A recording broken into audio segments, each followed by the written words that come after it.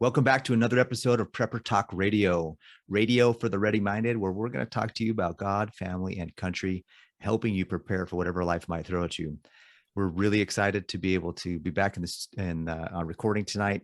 It's Scott, Shane, and I, the three of us, the three amigos. We're ready to go and share with you some things. We got a great topic to talk about today, something that's really important in surviving and in emergency preparedness. And that is the topic of communications. Communications is critical in any type of emergency.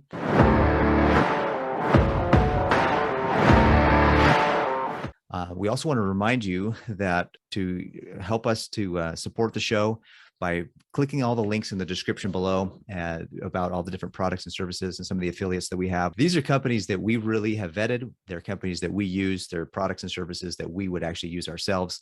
And that's why we promote those products and services. Those are links in the description below. Also, importantly, go to our website, preppertalkradio.com. Sign up for our email list as we get any news or any new products or services or discounts or any deals that are happening or events that are going on. We'll promote that in our email list. So make sure you're involved with our email. And then also, there's a ton of different links on our website to go and support the show as well.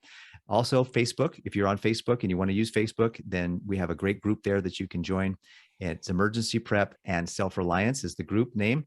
And find us there and join the conversation. We're having some great conversations there. So today, we're going to be talking about communication and the importance of communications in our survival and in our emergency preparedness. So what do we want to talk about, guys, in terms of communication? There's a ton to talk about in this particular topic. So I think the first thing, sorry to just jump in, first thing is to work on our communication in our marriages, right? That's the number one in my book, right? Nothing else happens unless there's communication. So I just throw that in there.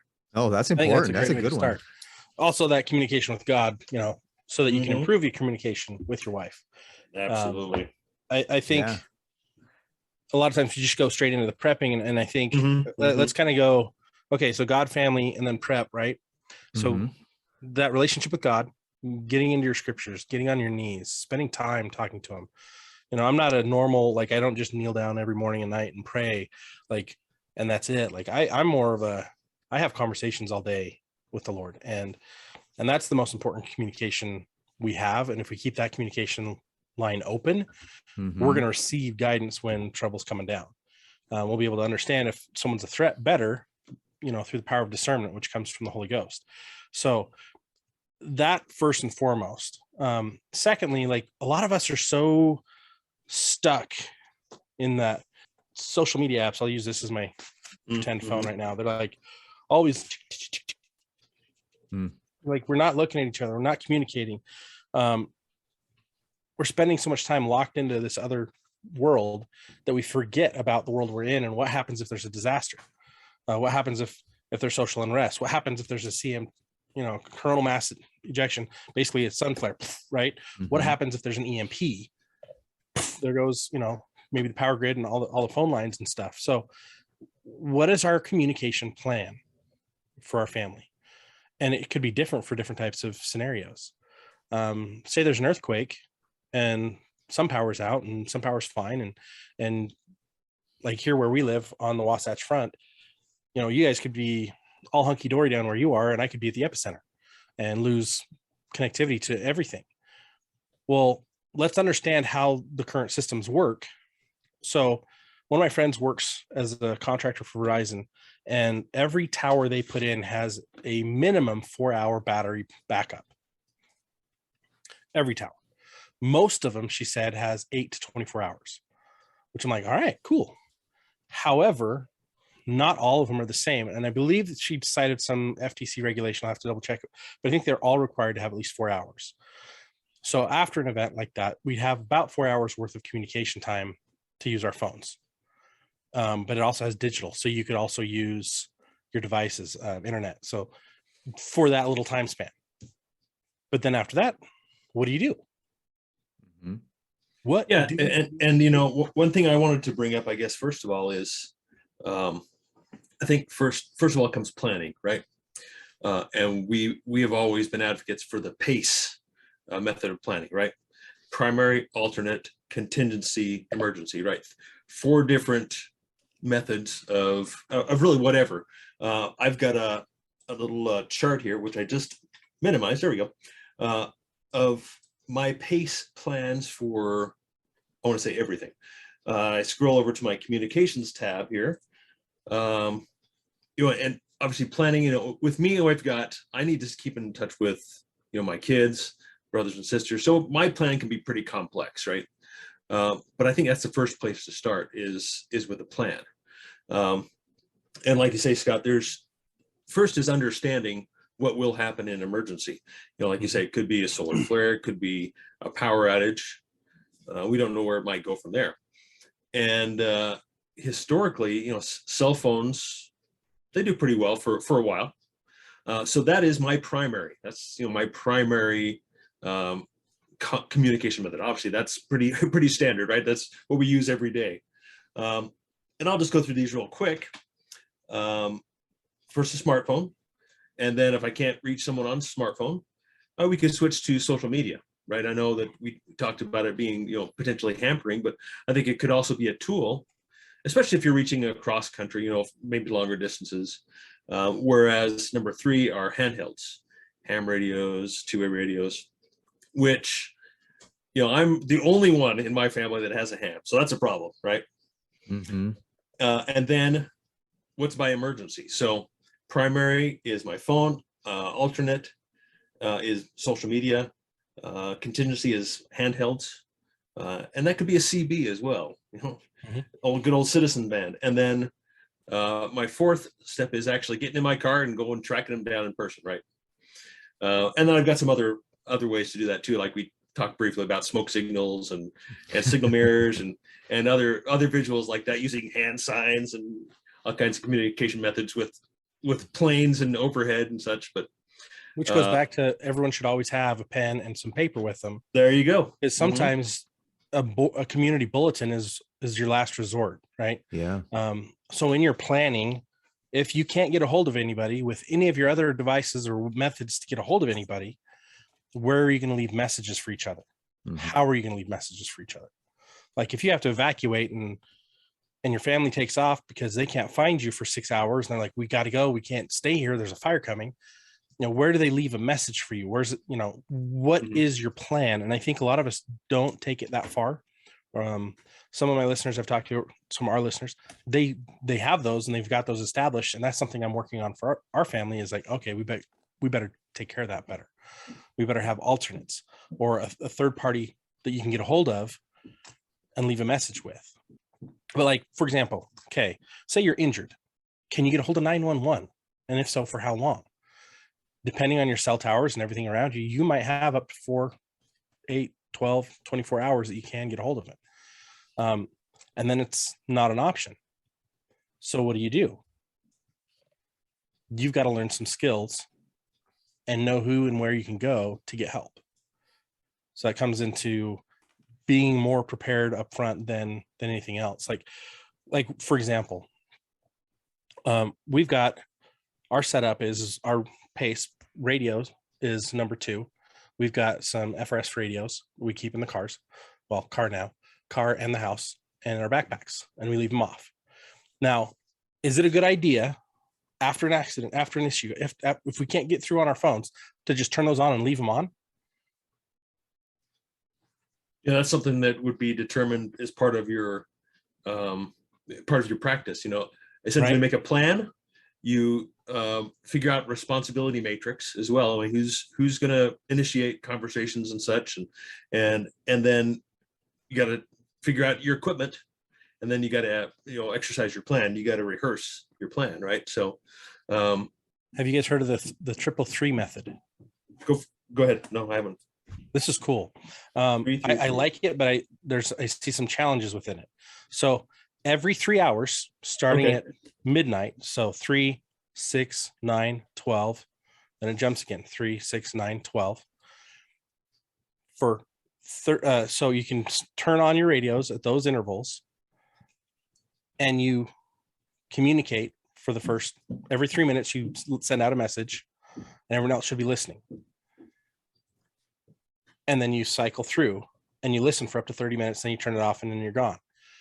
I like that. However, a lot of people that I've talked to that are using that, there's going to be so much chatter in the first 30 minutes after every hour that I'm like, is that really the best time to do it?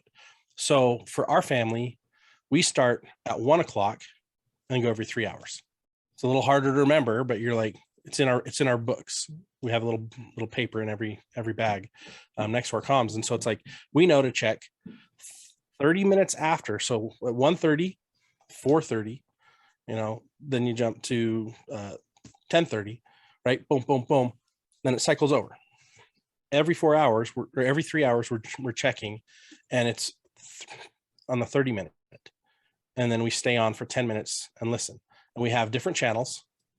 And we also have, and this is what I really like, we have code words.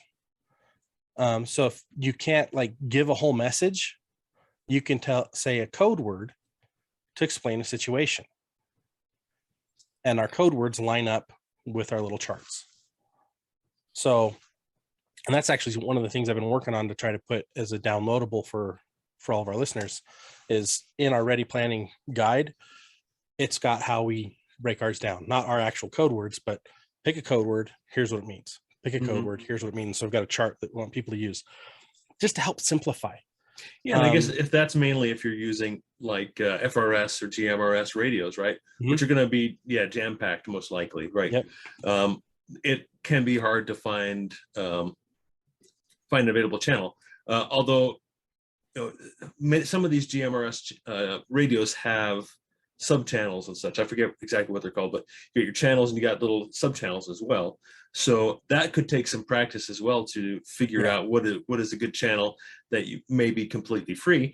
Although these radios don't have a lot of range, right? They really only have maybe a couple miles, even though they may say 11-mile range or 20-mile range, or it's baloney. It just, if you're high and somebody's down low and you've got a direct line of sight, okay, maybe, and it's cold outside and there's there's clouds keep the signals low and whatever. So you got to practice. You got to figure out what's going to work. And like you say, some of those Baofeng radios, those can work pretty well as well, and they're inexpensive. Well, the nice thing is if you're on ham and you get a hold of another hammer, they can actually, you can give them the code word. And they can say, hey, for anyone listening, for so-and-so, pocket dump on the run, right? That's the code. And that's easy for them to remember and say every other half hour or so. And it's like the person that's trying to find you and listening to that can go, oh, okay. They lost the car. They're on their way. Right. Cool. Right. And if part of your planning, you can determine things that might happen, then you can prepare those channels of communication in advance rather than trying to find something on the fly. If it's an emergency, like you say, car's broken down or whatever, you've got a phrase, you need to just we're on our way, but tell them this, right? And they'll understand what that means. And that way it can, like you say, there won't be any communication issues. And I guess that can be a big problem too, is with relaying messages. Having a notepad and paper so messages can be relayed more clearly.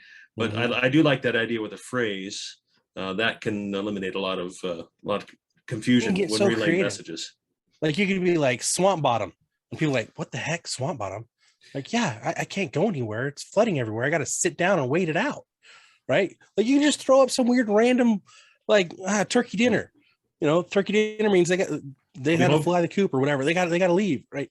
You could have so much fun with this so that it's easier for your family to remember what your codes are.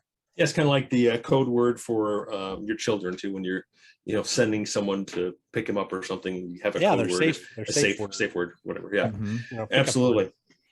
I think something that's important as soon as an emergency hits to establish a comms right then. Right after the emergency is over, even if it's 2 hours till that designated time, it might be important to establish some comms right away and do a quick reach out, and then go. And then once that first communication, everybody's okay, everything's all right. Let's meet back again. Let's get back on schedule. Let's meet back again and talk in 2 hours or whatever it is that you guys have set up, preset for that. And that's what the rule's for, is like you do your initial test and try to get through. And then instead of sitting there waiting for hours trying to get through again, you go do what you need to do to take care of stuff and then come back on your cycle times. Yeah. Right. That's why it's also good to always have a watch that you can set timers on. Right. It's also good to have your community and what we've been talking about, and have your neighbors, because if you have an earthquake or something and your house is, maybe got up some damage, and you set up and you're okay, and you got all your kids and your wife and your husband, or your nuclear family right there is okay. Now you can reach out and go to the next door neighbor and knock on the door and say, hey, are you okay? And hopefully, if you're not okay, maybe their next door neighbor is okay, and they can come knock on your door and they're asking you if you're okay. And you're like, actually, we're not. We need some help. And the next door neighbor is saying, okay, well, we got some resources and we can get some things, we can help you carry whoever, whatever. So that's why it's important not just have comms amongst your nuclear family, but amongst neighbors that you trust, to be able to kind of check on each other and keep tabs to make sure that you're okay. Yeah. And, part of the CERT program, in Orem City, where I live, they have a community emergency response team program, and we practice every year. We practice exactly what you were describing there, Paris, is that at a certain designated time, everybody goes out, honks their horns, and say, okay, now we need to account for everybody under our stewardship. We have block captains and higher captains that report eventually to the city to do account of people who have been accounted for or missing or injured or whatever. And of course, it's just practice, but it goes very smoothly. And just like what you're saying, Parrish, go door to door. People know to report, because this is planned in advance and set up in advance. And you could easily do something like that with your immediate family. Set up those types of plans. Say, hey, something's happened, power's gone out, lost. Set some parameters of what your emergency is going to be, and then this is the steps that we take afterwards. We make sure everybody's okay, just like kind of on Facebook, reporting that from this place that I'm okay, right? There was this event that happened, and I'm checking in and I'm okay, right? So I've been trying to check in safe like from Joe Biden this whole presidency, and it doesn't work. No, yeah, mine's not working either. But yeah, absolutely, just like that. It's just checking in, with a text or something like that. So those kinds of plans, I think it'd be smart to make those plans now. And and everything I think about, because all we hear out there is get your food storage, right? Get prepped. You got to get this. You got to get that. You got to do this. Plans are just as important as having your food storage and your water storage and all that stuff as well. Especially if you have some stewardship of family and brothers and sisters or children, right? That's pretty big on my list. Actually, the motto on our Facebook page, if you go there, on our Facebook group, actually, is if you fail to plan, you're planning to fail. And so planning is critical, as a huge part of being prepared and being ready is that planning phase. In fact, you can really be more effective and efficient the better your plans are, and get things done a lot better and a lot faster if you plan properly. Now, the trouble I have with planning is because I can make all the plans in the world, and if nobody else is on board with me, how likely are those plans to be followed through in that emergency? Probably not very likely, but probably better than nothing. And so what I'm going to challenge myself to is creating a plan for not just my own family, but my extended family, my brothers and sisters, and say, here's the plan. Take it or leave it. If this happens, pull this out, put it on a card, laminate it or something like that. Have them put it somewhere where they won't lose it, and say, this is my plan. You don't have to be part of it, but if something happens, this is how you can get a hold of me. Yeah. What's that other saying on the same lines, that when man plans, God laughs, or something like that? Because if you want to make God laugh, tell him your plans. Tell him your plans. Oh yeah, that's a good one. Well, and then there's that song, if you get there before I do, don't give up on me, right? I'll see you when the work is through. Like it's a love song, but I'm like, that comes in so handy in preparedness. It's like, let them know in advance if there's a problem. Like, just be patient. And we've talked about this. We've got a plan. Here's the paperwork. Like, that's part of what you put in your emergency kits, right? Is your plan. Absolutely practice it 2 to 3 or 4 or 5, 6, however many times a year you want, a minimum of twice, so that it stays fresh. But, just like that horn honking with your CERT group, practice, learn, practice, repeat, learn, practice, repeat. If you have the FRS radios and those are just the family channel ones, you're going to have tons of chatter on there. If you're just using your cell phones and they're still working, great. If you can get a text through, sometimes you can get a text through when you can't get a phone call through, because there's only so many phone call lines. Then if you can't get either of those to work through, try social media. And if you can't get the social media to work, then you're bumping to the radios, or you're bumping to the carrier pigeons, or whatever your next level is in pace, right? Your contingency. Yeah. And you know, with ham radios, that's going to be your most sure way. Of course, depending on distance, right? Here, my family, we're within, 30 miles of each other at most. And with a good powered ham radio, probably more than, you might reach with 5 or 6 watts. You might reach that far. But, a higher end mobile unit with 65 watts, absolutely you're going to reach that far. And you already coordinated your channel and your code. You're going to be able to reach those people, pretty much without any trouble. If they have the gear, if they have the license, right? And if you have the plan in place. Well, they can have the gear and not use it, and know that if the SHTFs, they can turn it on and listen, right? And in an absolute emergency, you can broadcast. But without having a license, go get licensed and stay off it until you get licensed. Because guess what? A good hammer is going to be able to triangulate your position as soon as you start broadcasting, and it doesn't take them long. It's a quick process. I've watched the Murray group of ham radio guys do it, and I'm like, that's amazing. It's absolutely amazing. I'm like, I can't find where I am. When I first moved to Utah, I'm like, wait, there's grids, and there's north and south, and there's mountains on the east and the west. Okay, once I got the mountains, I'm like, okay. But then I went into the mountains, I'm like, crap, where's the sun? And there's clouds, and I'm like, I can't see. There's a storm. I'm like, I'm pretty sure we're over here, and we're going. I'm like, but if I need to find someone else, good luck, right? Mm-hmm. Now I've gotten acclimated to the area. I know directionally where I'm going pretty much all the time. That's how I was in Colorado when growing up. Like, I got to where I knew where everything was. But there's so many new neighborhoods. It's like, GPS won't even tell you where it is because they're not registered yet. So you need to know where everything is. And on that tangent, we're all, even I've gotten myself handicapped to using, Google Maps, right? Mm-hmm. Before that, I could get anywhere, and I still can, right? It's just I get lazy. You get your turn-by-turn directions. So what are you going to do when that doesn't work anymore? I mean, that's a whole nother conversation as well. But I also wanted to, I guess, go a little deeper into this communications. Is yes, there's the immediately post an emergency or an event communications, the kind of what we're talking right now, right?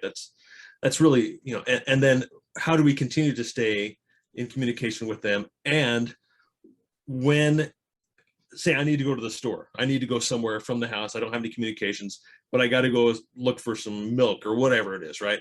How do you stay in communication with your immediate family during that time as well? Do you just say, you know what, forget it, I got nothing, I'm going to go and cross my fingers that I make it back, right? That I don't need any help, don't need any assistance. So there's a whole nother type of planning, is how do we communicate in that a mission. You've got a mission out. I got to go out and I got to get some wood, right? I got to go out and get some water or whatever it might be. How do you stay in communication as well? And part of my plan, sorry, go ahead. Yeah. No, I was just going to talk about that. I think one of the things that's critical is, I mean, in the New Testament, God was like, I need to go send people out to find more people and proselyte and do missionary work. And he sent them out 2 by 2.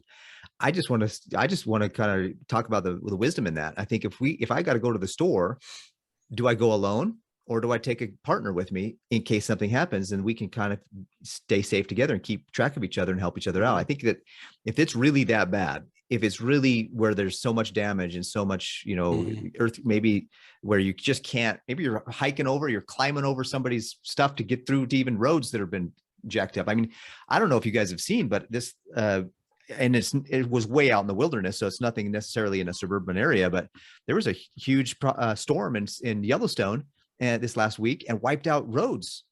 I mean, imagine if somebody got stuck back there. Going 2 by 2 is going to give you that opportunity to have somebody help work with you.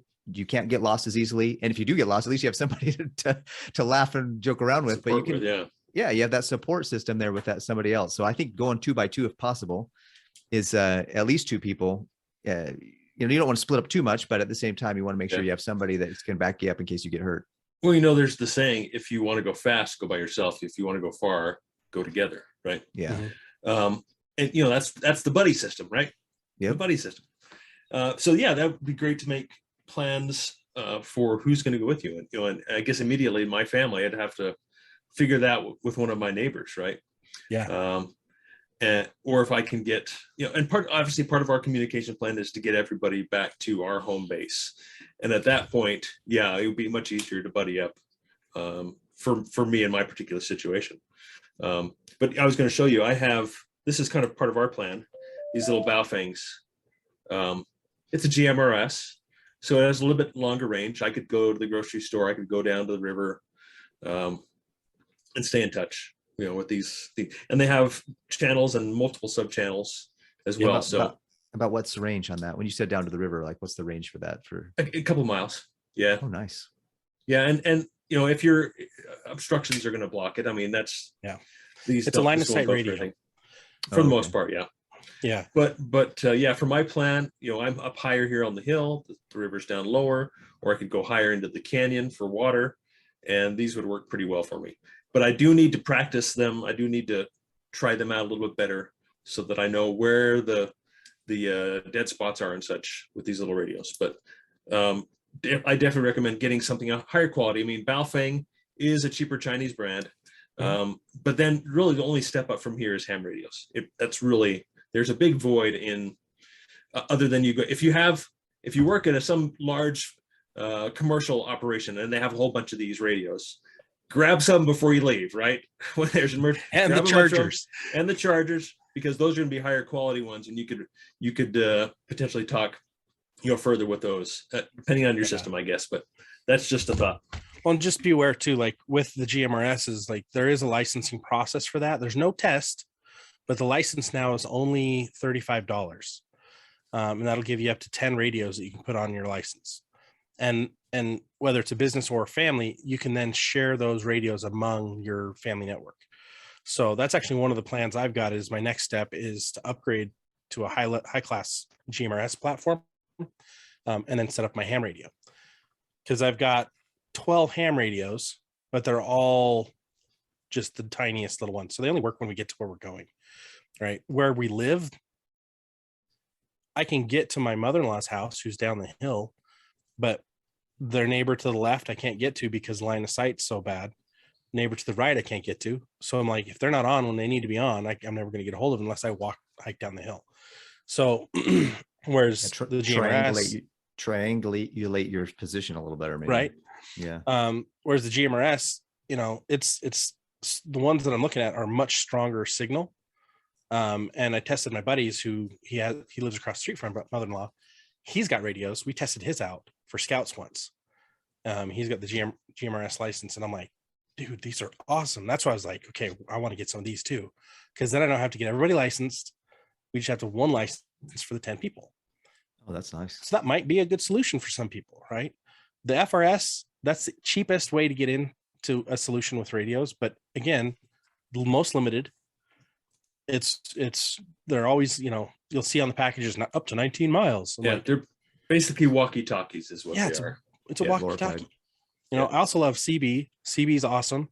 When I get my next vehicle, I'm actually going to put ham and CB in that vehicle so I can be like Shane, because cool. Seeing Shane's setup, I was like, oh, so jelly. That is so sweet. Got all the antennas and everything. Mm-hmm. And I mean, he has the Forerunner, the Escape and Evader. It's cooler than Darth Vader. One of my goals is definitely in every city, there should be a ham radio class or a ham radio group in at least in the big cities, and probably actually not so much in the big cities, more in the rural cities, or villages, you might find better ham radio instructors. But I know that in my city that I just moved into, I went down to the local emergency preparedness fair that they had at the city hall and the Veterans Center actually. And there was a group there. They're like, yeah, come on in. It's just a couple hours.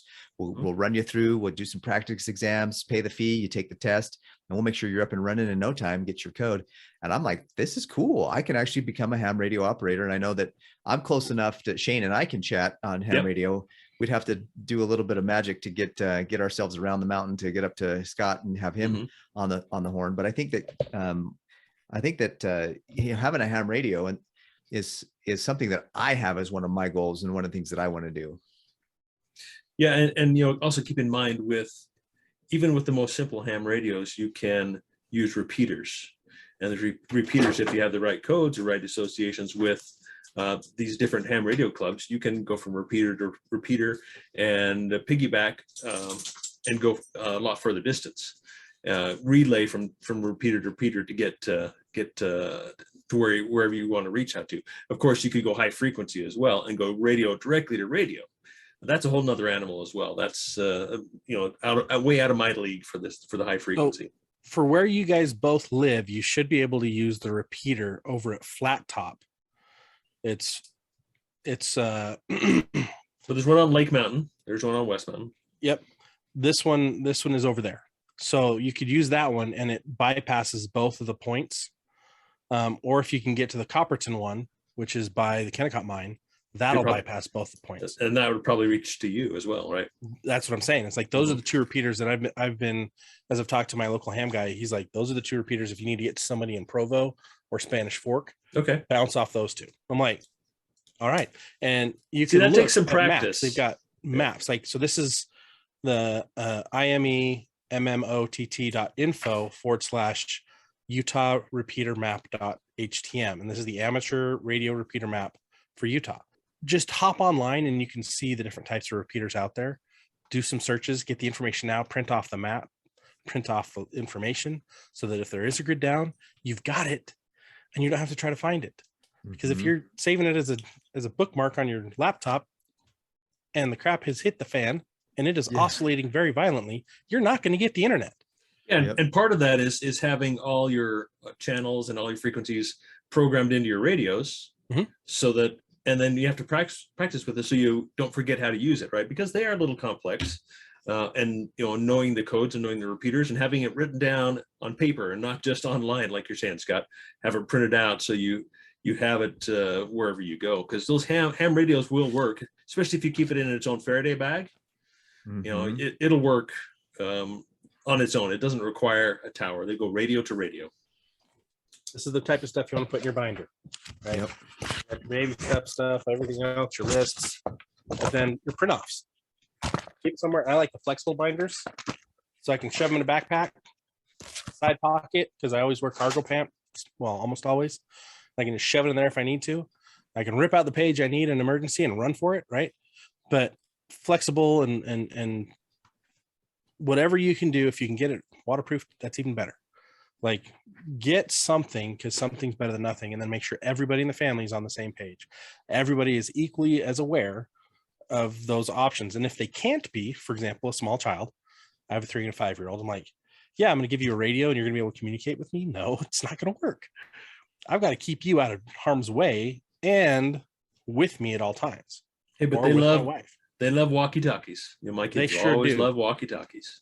Yeah, they're on the FRS ones almost daily. We have 3 different sets and they burned through one of them already and just destroyed it. Can't do anything with them. That's another quick tip in the radios. These are lithium ion rechargeable ones, but if you don't have those, I would highly recommend buying the lithium AA batteries, because if you leave just regular AA's in there, it's going to damage the radio. They're going to die, and they won't be ready when you need them. But if you leave lithiums in there, they'll be ready for you up to like 10 years. So I always splurge for the nice lithium AA batteries or AAA's and put them in those radios if they don't have rechargeable batteries.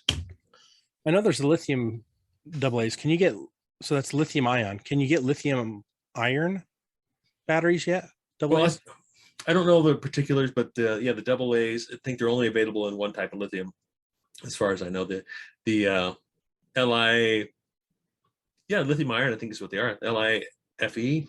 LIFE is lithium iron, which is better than the lithium ion. I'll have to look. Lithium ion heats so hot. That's why Apple's phones suck, because they use lithium ion. But lithium iron It's a stable battery. It doesn't heat up as much. The fluctuations in heat are like super well regulated. It's the best kind of battery that you want for long term, and for charge cycles, they're amazing. So yeah, I need to do some research on that because I hadn't thought about doing the batteries in that. And I do the same with flashlights as well. If it's an EDC flashlight and you're using it all the time, regular AA's or regular alkaline batteries are fine. But if it's just sitting there, I've had multiple flashlights where I've put in just a regular AA and I forgot about it, and get back, the battery's swollen. I can't even get it out of the flashlight. I got to throw it away. Right. Yep. So protect your investment and use lithium batteries. Scott, I want to talk a little bit about something you posted in our Facebook group just recently about communication secrecy, or what we call CommSec, and keeping things that need to be private, especially as you're communicating. You might have a family member that's hurt and you want to communicate to them, hey, we have food here, come, but you don't want to put that on an open channel because you don't want everybody showing up to your place with knowing you got food or resources. Intentions. Yeah. Where's everybody at? I'm taking your food. Right. So army. Yeah, no. Communication security, I think, is really critical in an emergency, and especially amongst your trusted friends. You need to be able to keep your group, your tight-knit group, especially you mentioned code words. That's within your group, within your tight-knit community that you've created to keep yourself safe, to work together. Outside of that, you want to really keep, the old saying is loose lips sink ships. And there's a reality to that. You don't want to be the guy that's mouthing off about how much food storage you got, and then before you know it, you got an army at your door saying, we're here to take your food, and you're like, yeah. And I think the issue isn't that we're here to take your food. It's they're not going to say we're here to take your food. Yeah, they're just going to take it. They're just going to take it, and if you try to stop them, they're going to try to take you out. You're just something in the way of their food. And so keeping things hush hush. It's the same thing with your kids. If you've got kids that are at school and you're not picking them up, and you're going to send a friend to pick them up, and you don't have a safe word, any Tom, Dick, or Harry's going to offer your kids a ride and they could hop in. And where's your kid now? They're gone. Like, you've got to be so responsible with your communications, so responsible with your plans, that everybody knows what the right safe words are, what the code words are, that needs to know, and that people that don't need to know never know. Mm-hmm. Like, there's a comedian, Bert something or other, and his code word with his kids is a curse word that it's like no one will say, especially to a child. They're like, I'm not saying that.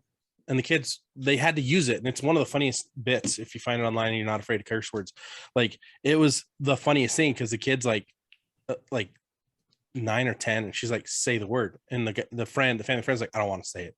She's like, say it. He whispers. She's like, I can't hear you. Say it out loud. And he's just like, dang it. But it keeps your kids safe. It keeps your family safe. And it's like, if we don't do the things to take those measures now, the steps now, like, we're going to be in a world of hurt when things do go sideways, and they will. Yeah. It's about being aware, having awareness. And just one quick tip for all of you people who have those little figures on your back window of your vehicle showing how many kids that you have, take those off, take them off. Or add 7 more. Exactly. There you go. Or just, you're just advertising to the world who's in your vehicle. It's not a good idea. Yep. Agreed. Yeah. Get them off. That's why I've never used them. As soon as I saw that, I was like, you're advertising exactly all the people in your life that are going to be at risk if somebody bad has a bad idea. Mm-hmm. And I've actually had, I've listened to some interviews where guys have said, yeah, I saw that they had 6 people on their little family in their car thing. When I saw all 6 of them loaded in the car, I knew the house was empty. And so I just went in and got whatever I wanted to. I'm like, wow, that is brilliant on their part. So we've got to be aware of those things. But yeah, keep your security tight, keep your information tighter. Mm-hmm. I really appreciate how we started off the show talking about communicating with God and prayer. One of the big things that the scriptures teach us is that in order to avoid harm and avoid the enemy is to be in a state of constant prayer and constantly be communicating.